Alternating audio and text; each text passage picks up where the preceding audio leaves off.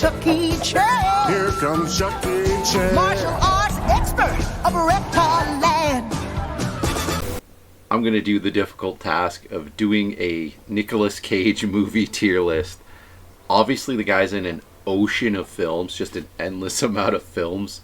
So there's no way this is all of them. Although the movie is great, iconic, you just can't rate it highly. Because I'm not just going to rate the quality of the movie, because I feel like, especially with Nicolas Cage movies, with him being in such like independent, smaller, and as well as larger budget, bigger productions, it's just gonna not really be a fair or interesting ranking. Now, Valley Girl, I believe his first appearance in a movie was Fast Times, but then his first like actual role in a movie is Valley Girl. He's very young in both of these movies, so it's no Fast Times. Like, I like Valley Girl. I actually have a poster of the movie Valley Girl that my buddy randomly gave me. But yeah, C is pretty fair. 211, never saw it. I'm not going to place it if I haven't seen it. Army of One, no. Arsenal, Diploma, Dog Eat Dog. Some of these I may even have seen, but Nicolas Cage is in a lot of trash, not gonna lie. So sometimes you see a Nicolas Cage movie and you don't remember that you even saw it. Jay and Silent Bob reboot, also. He's not really in that.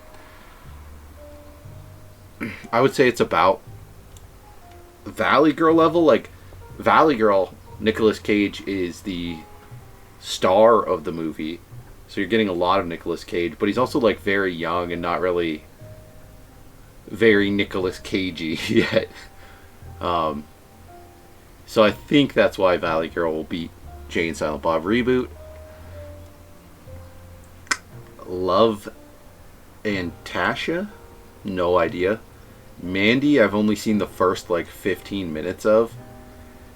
I've heard good things, but I've never gotten around to actually like completing the film. It just wasn't the vibe when I went to watch it.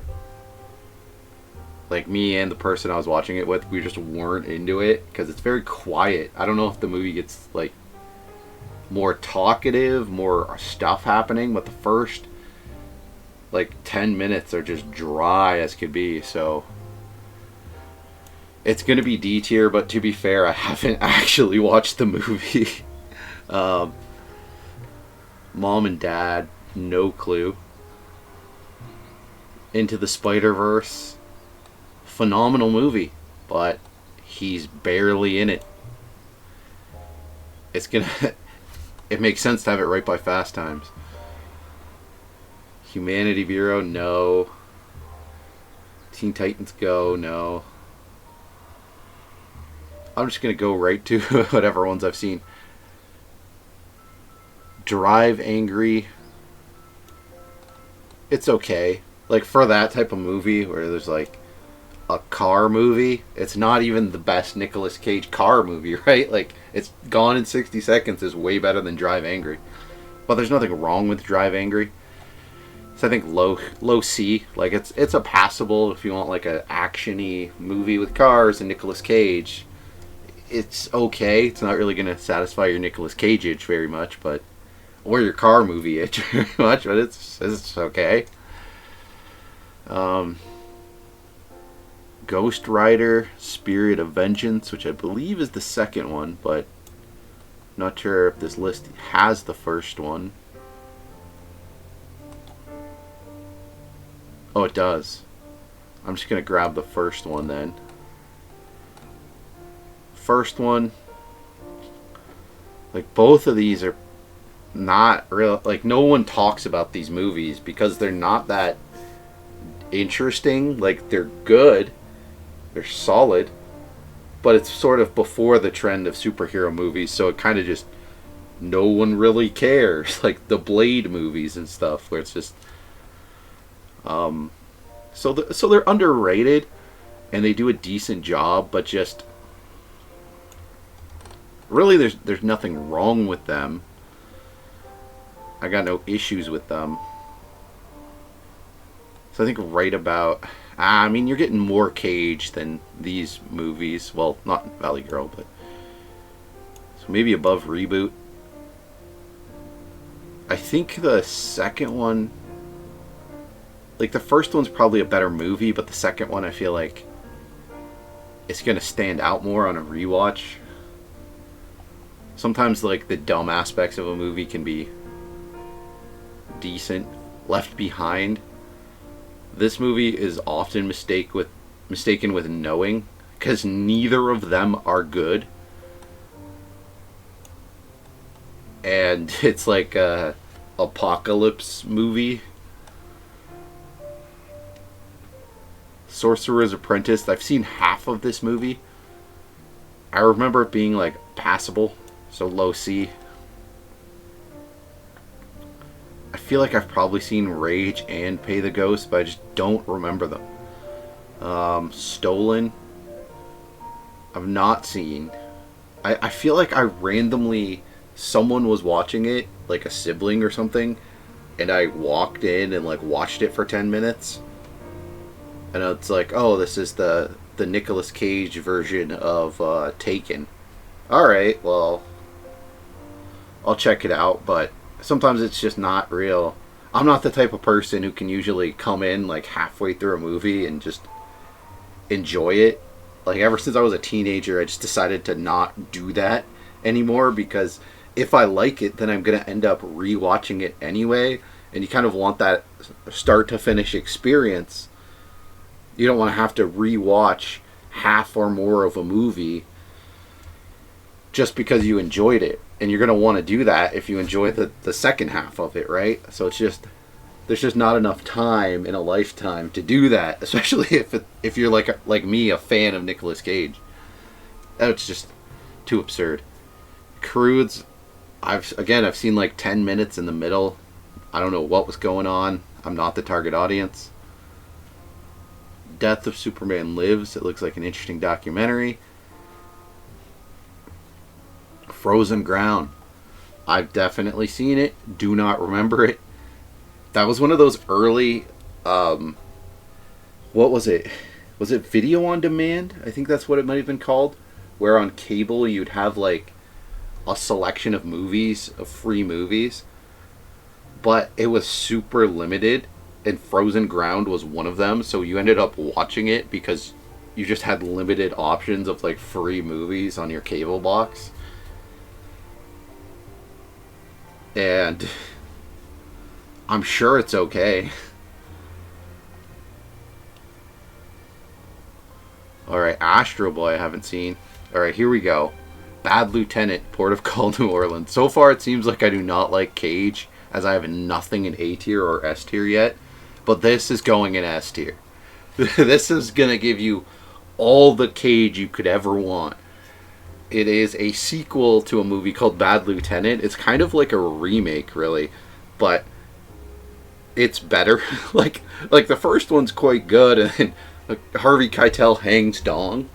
But Nicolas Cage is just really good at this type of role where he's playing a crooked cop and he's just unhinged. He's just going full over the top.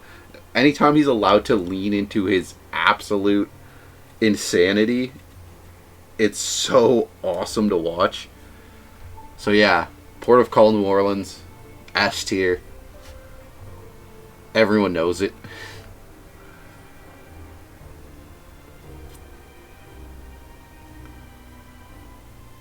National Treasure.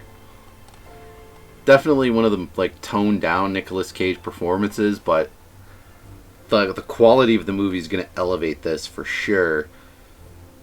Probably above Reboot. It's probably even above Ghost Rider. Like, these National Treasure movies were actually quite popular and just solid, like, action adventure type movies. Even the sequel is decent. I think I own the sequel. I think I own both movies on the PSP. Yeah, the PSP has movies. Like, in disc form, in the little discs. Alright, yeah, This other one was Book of Secrets, the sequel, and National Treasure. Both are solid. Both hold up.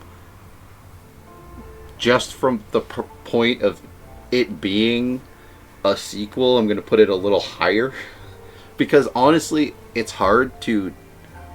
For me, it's harder to do a sequel and have it even hold up to the first one. Like, even accomplishing that is impressive because more often than not, that doesn't happen. You know, it's a weird thing. In long movie franchises, oftentimes the second movie is the best one, right? Like Star Wars. The second one is the best, and nothing else has reached that point ever since Empire Strikes Back. But when it's just like a 1 and a 2, it's real hard for that 2 to sort of stand on its own feet, because oftentimes it's just a duplicate of the first. And sometimes it's like they have a larger budget, and because they're just repeating themselves, they can do an even better job. Like, my favorite horror movie is Evil Dead 2, which is incredibly similar to Evil Dead 1. But that's a rarity. Like, that's kind of its own absurdity. But especially with a movie that doesn't have that sort of like a horror film, especially like an effects heavy horror film, it makes a lot of sense for the sequel to be better. But something that isn't as effects heavy as like National Treasure, where you just have like characters and stuff, you kind of don't have that thing to lean on for the sequel to be better. So oftentimes it's just a pale imitation of the original. It's kind of what I'm getting at. But so yeah, National Treasure, that just doesn't happen. They're just both like equally decent.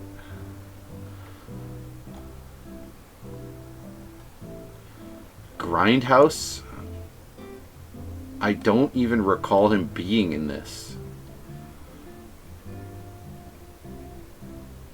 which is kind of a problem. Like, yeah,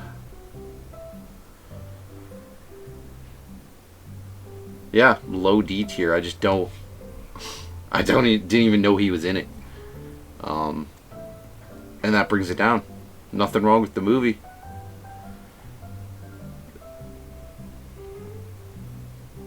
Well, I mean, there's not nothing wrong with the movie, but there's no like point. There's no like, this is dog crap and I need to point it out in a tier list, right? This is a quick recaps.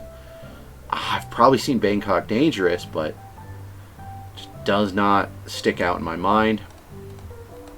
Kick-Ass. Solid.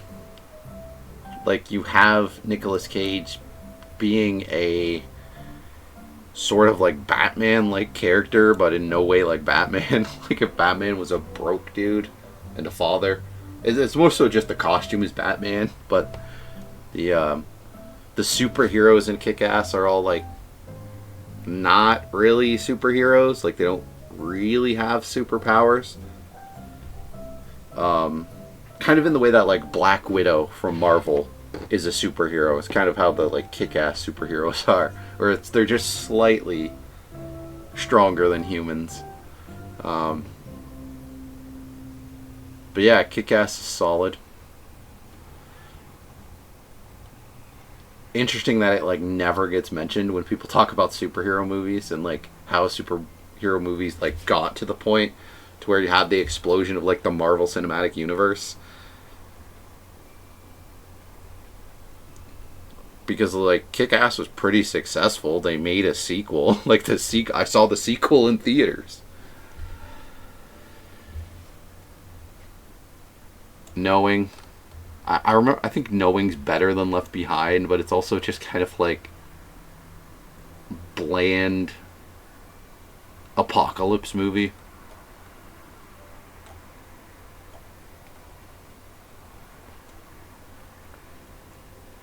World Trade Center. It's okay. Just one of those like heartstring not quite like an Oscar bait movie, but like a we want you to give us money to go see this movie because you feel like because we're gonna tug at your heartstrings because this was a disaster that actually happened. It just felt like adjacent to like how a movie can be Oscar baity. It can be like sympathy baity, but without that, without quite the Oscar bait. It's weird, but because you think that they would just go for the Oscar bait as well as that, but they didn't. So the movie kind of blows. I'll probably put it here in D tier. Wicker Man, this is going S tier. Everybody knows it. Nick Cage in a bear costume punches a woman in the face, and it's like the way that that's shot is it's as crazy as it sounds. You gotta have Wicker Man. It's crazy that it has one of the most like iconic deleted scenes ever, where like Nicolas Cage has the thing over his head with the bees and he's screaming. Like that is so epic. How did that not make it into the movie? Whew. Especially when like him in a bear costume punches a woman in the face, and that's not the only woman that he punches in the face in the movie. And you have Nicolas Cage going spastic. He doesn't quite go as nuts as he does in Bad Lieutenant, but man, Wicker Man is so awesome. It is so much better than the original. Like, it rips off the original, right? It's a remake. It's the same plot, but adding Nicolas Cage and allowing him to be absurd adds a total different kind of entertainment to the movie. That, I mean, the original is just boring. It's a lot of movies where like it's a cult are just not interesting to watch. I've watched the first 20 minutes of Midsummer. Didn't enjoy it at all. I don't know if I'll ever go back and complete the movie, but like, I'm just not. There's nothing for me to give a crap about. Well, like Wicker Man, you had Cage and you have him punching people in the face out of nowhere. It adds a level of entertainment, right? Like Cage can just kind of like chew the scenery. Just watching him on camera doing stuff is so entertaining. Like a lot of people will call Nicolas Cage a bad actor, and that's just false. That just doesn't make any sense. It's like, oh, he's just playing himself. No. Like, you think Nicolas Cage is any of these characters? He's not, and these characters aren't the same. Like, his character in Kick-Ass is like a superhero, and then him in Bad Lieutenant is a crooked cop. Like, these performances are not similar at all. Like, one's super over the top and it works super well. One is very toned down and it works super well. Like, I just don't. People have no idea what they're talking about. And look at like National Treasure. Like, he is the leading man of an action adventure movie, like series of movies that everyone loved.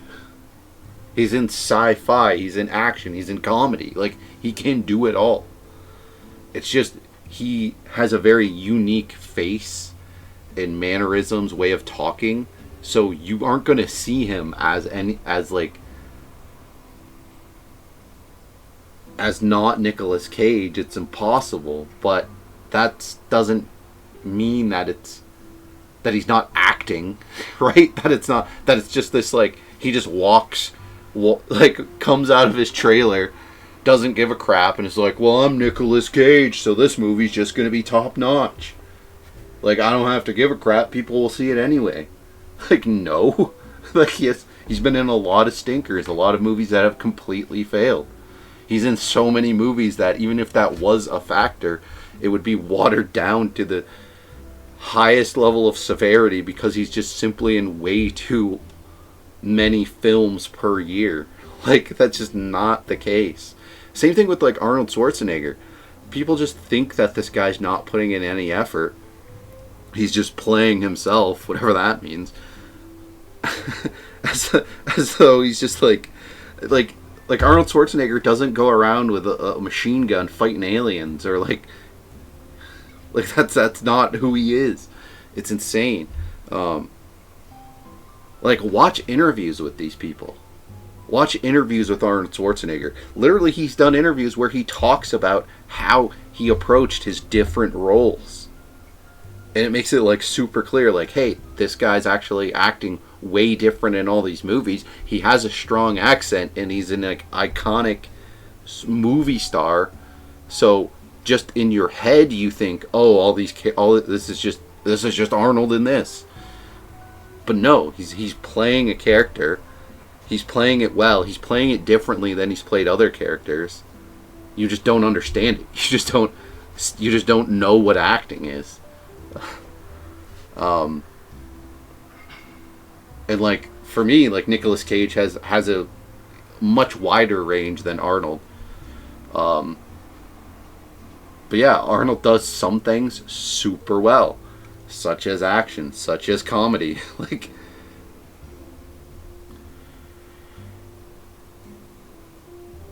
come on, people.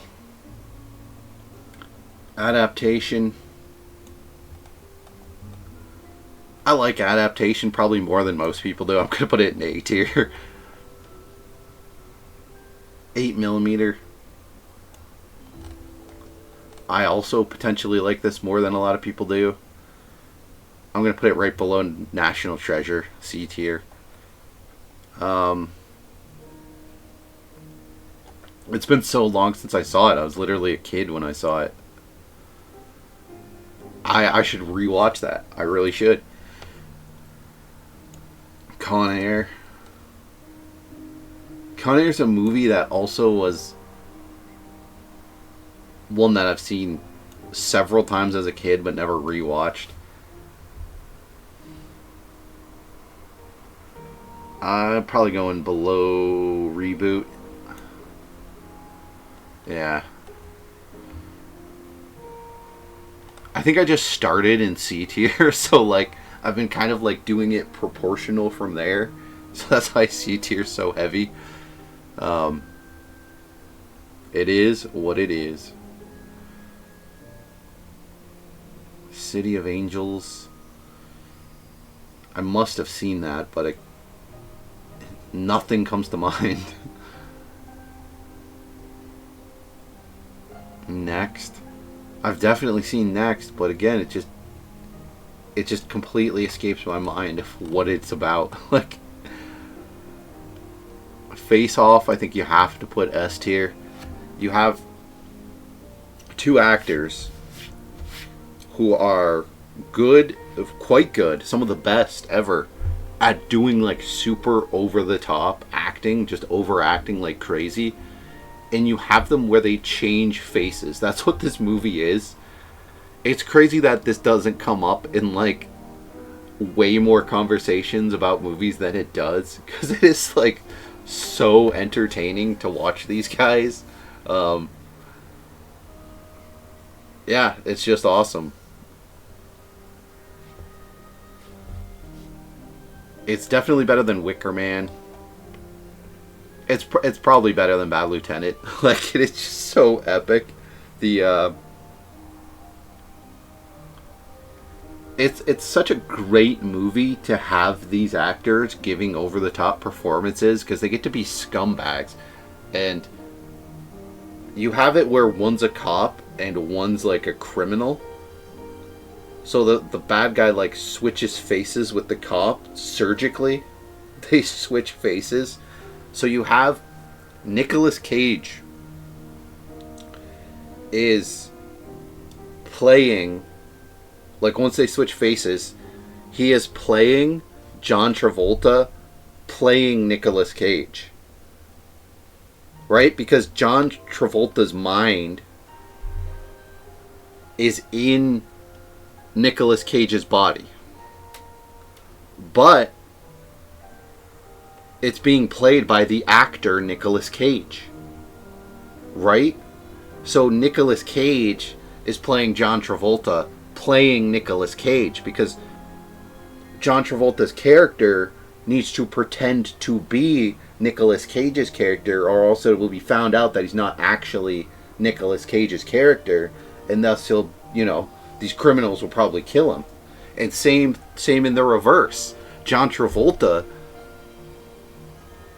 is playing Nicolas Cage, playing John Travolta, because Nicolas Cage's character now has Travolta's face and doesn't want to get found out by the police or anybody that he is not John Travolta, right?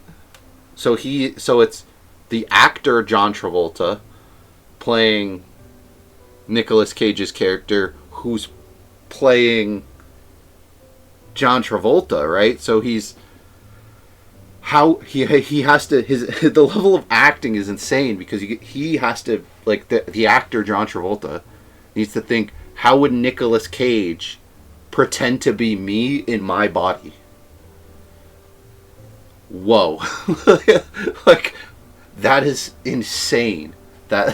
So Nicolas Cage actually, I feel like, outshines John Travolta in that aspect in this movie, right? Because you have Nicolas Cage going around, but he's acting like John Travolta because John Travolta, but a John Travolta who is trying to act as Nicolas Cage. It's so awesome. First of all, the movie's just entertaining, just super enjoyable. Loved it.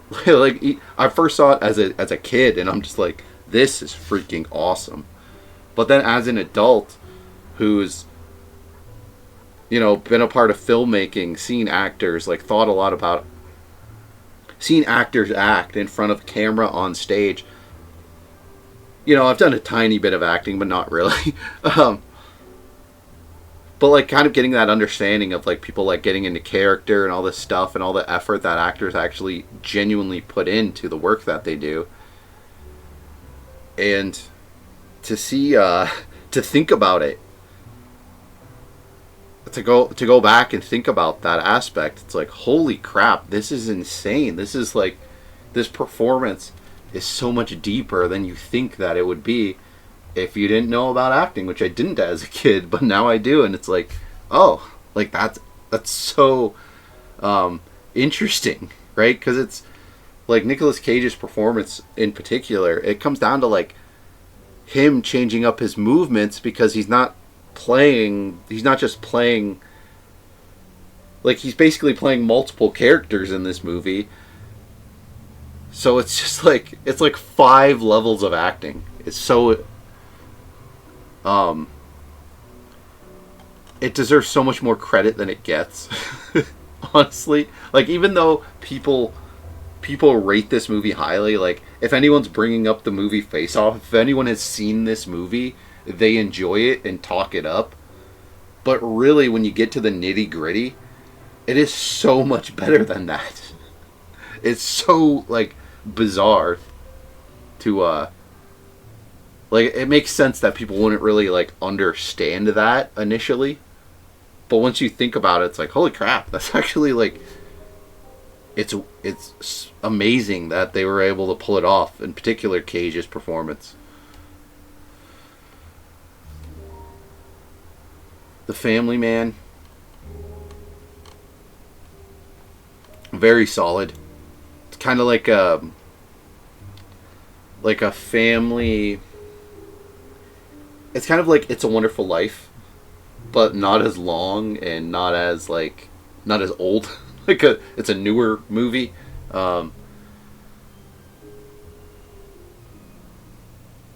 Yeah. So overall, it's definitely elevated on my list because of the type of movie that it is. That it gives you Nicolas Cage in a very like toned down performance in like a sort of like a Christmas movie, basically, where it's very like emotional, tugging at your heartstrings, and it's just really good. Like, so it's nice. It's very nice to see. I wouldn't say like go out of your way to see it, but if your girlfriend, you know, I don't know if it's on a streaming service, but watch it with your girlfriend. I don't know. Gone in 60 Seconds. I forget if this... I think this one came out, like, shortly before Fast and the Furious. It's basically Fast and the Furious, both, like, Angelina Jolie and Nicolas Cage. It holds up. It's solid. It's, like, the same movie. But they're just, like, stealing cars and getting in chases and stuff. So, slightly different, but incredibly similar to Fast and the Furious. I'm pretty sure Fast and the Furious like came out after, so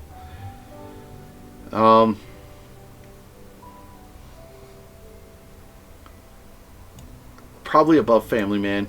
Very solid. I'd say Fast and the Furious is the first Fast and Furious is a tiny bit better, but you're not getting Nicolas Cage, so it's just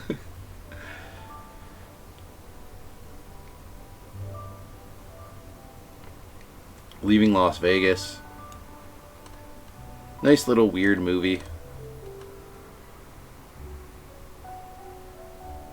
There's not enough Cage for it to really... Like, I'm just gonna lower it because there's not enough Cage. I'll put it right below Con Air. I mean, the Cage you get in it is totally fine. Like, it's giving you a decent serving of Cage, but... The Rock I haven't seen since I was, like, a very young child. I remember bits of it, but... not enough to where I think I could fairly place it at all, even though I've placed movies on here that I've only seen a very tiny bit of. A lot of those I've seen a tiny bit of as an adult. But if I've only seen like bits and pieces as a kid, it's just not... I can't even remotely get the gist of any of the movie. Because like your perception as a kid just isn't the same. Especially when you can't even really remember what you saw from a movie. Snake Eyes I remember quite enjoying, but I was super young. But I definitely watched all of it. I feel like it's probably similar to 8mm.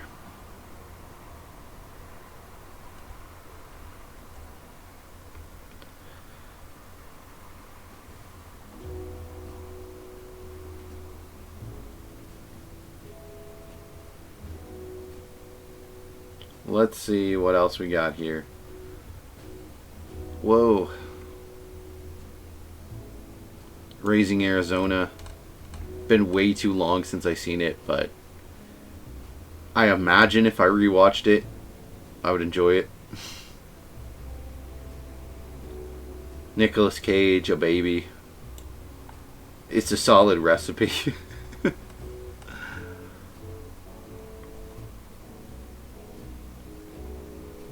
I feel like I've seen Joe, but who knows?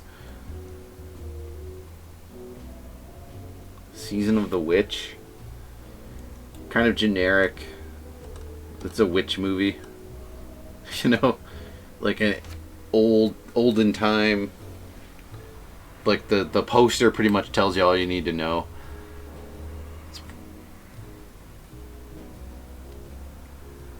I feel like I'll put it above The Sorcerer's Apprentice. Maybe I'll move The Sorcerer's Apprentice down. Because a lot of these... Like, if I could... Like, I like Grindhouse. I just don't remember Cage being in it at all. But like this and these apocalypse movies, I just feel like they just dropped the ball. You know, they just... You have Cage. You may as well utilize them if your movie sucks anyway. And not that, like, Sorcerer's Apprentice sucks, but it just isn't... It just does nothing, right? Not only does it do nothing with Cage, but it does nothing as a film. Like, maybe I feel like it's probably from, like, some book, some kind of source material. So... It's just something that's like too bland. Where if your source material just isn't all that interesting, you need to like make huge changes. Just do it. Make it so it's entertaining. Don't make it just another, you know, sci-fi movie.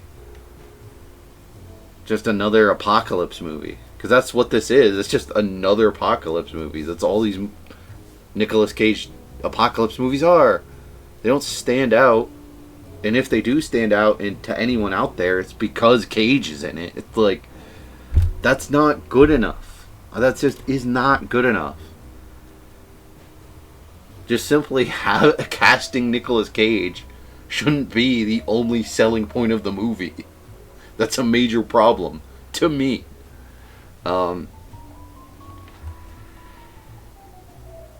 Sorry, but not sorry.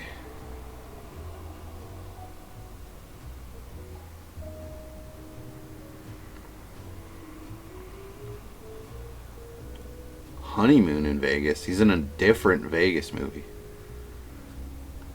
Maybe it's the prequel. Alright, Vampire's Kiss. A very iconic Cage character meltdown. Like, just over the top. A couple of times he's just like at work being insanely mean. Movie's pretty like entertaining.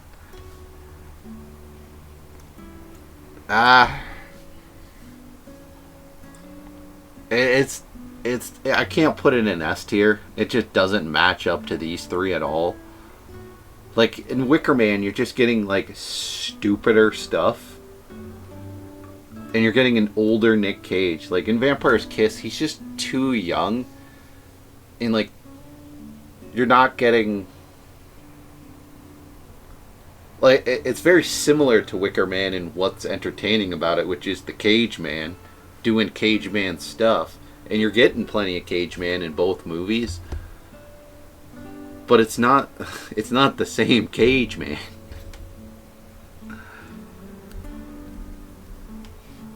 So I'm probably going to have to put Vampire's Kiss below Gone in 60 Seconds.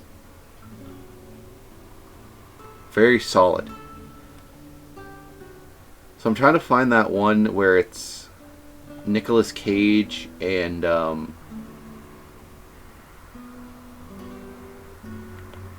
one where Nicolas Cage is playing himself, the more recent one. I can't even think of the name of it.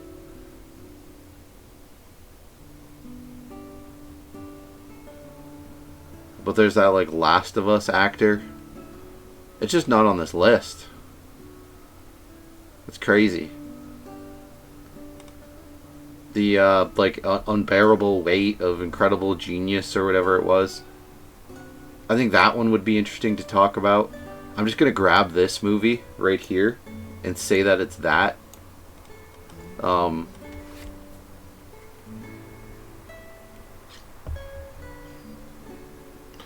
might adjust. I think I'll put World Trade and Grindhouse in F. Just because I don't remember Nicolas Cage being in Grindhouse. And World Trade Center, like, Nicolas Cage is in it. He's the only character you remember from the movie. But he's, like, not what you're watching World Trade Center for. Like, you're watching World Trade Center because it's, like, showing a historical event. And, like, in movie form. So, in no way is Cage any kind of selling point. I feel like if you're gonna watch a movie about a bland movie about a historical event, an uninteresting, not super well executed movie about a historical event, you're not gonna be swayed by Nicolas Cage being in it or him not being in it, and him being in it honestly doesn't accomplish anything. Like, you may as well have just spent less money and just got like a random actor in their 20s or something, like just a random no-name actor. I mean, I get the idea, like, oh, let's put Nicolas Cage in this. People like Nicolas Cage, and the guy's a workaholic. Nicolas Cage loves to spend his money, so he's constantly in movies to make up for that fact, but a lot of times it's just unnecessary. Like, I get it. I would love to throw Nicolas Cage in a movie. Like, that sounds fantastic, but you don't utilize him. Which I get it. Like, why would you utilize Nicolas Cage in a 9/11 movie? That doesn't make any sense. That would be offensive if you were to play to his strengths. Like, what, are you going to have him, like, getting crushed by the building and screaming in terror? Like, that would be funny. But that would be it would change the vibe of the entire film and probably get you in a lot of trouble. And Nicolas Cage, like in The Family Man, or like Leaving Las Vegas, or whatever, he can play a subdued and serious role, but when you're not like making a plot, right? Like, the plot of the movie is 9/11. You're not like developing a character. You can, but then that's gonna change. Like, you're gonna have to add an entire like third or half of the movie being about developing characters, which could work, but then you'd have to actually like do some writing, which is, in which case you're crafting an entirely different movie. So let's say this is The Unbearable Weight of Whatever the Hell. It's probably top of D tier. That movie was just annoying, because you have this character that's just a total Nicolas Cage fanboy, but then you have Nicolas Cage in his like playing himself, but he's also working as like a spy or a federal agent or whatever, and working against this like cartel. It doesn't really work. It's a major problem. You're not really getting, like, you're getting references to solid Nicolas Cage performances, such as in Face Off, but like, why? Like, deliver me a new great Nicolas Cage performance instead of a new decent Nicolas Cage performance. Like, in that way, you do a better job of showing appreciation for Nicolas Cage. I don't know, it just I feel like it just didn't fall in place. Like, maybe maybe it was a good idea and the execution wasn't like terrible, but it just didn't quite work. Like, it works for an okay movie, but nothing more. And it was just like really disappointing, because it's Nicolas Cage playing Nicolas Cage. Like, I was hyped for this movie, and it just didn't work out. Which is just Gross. A little gross.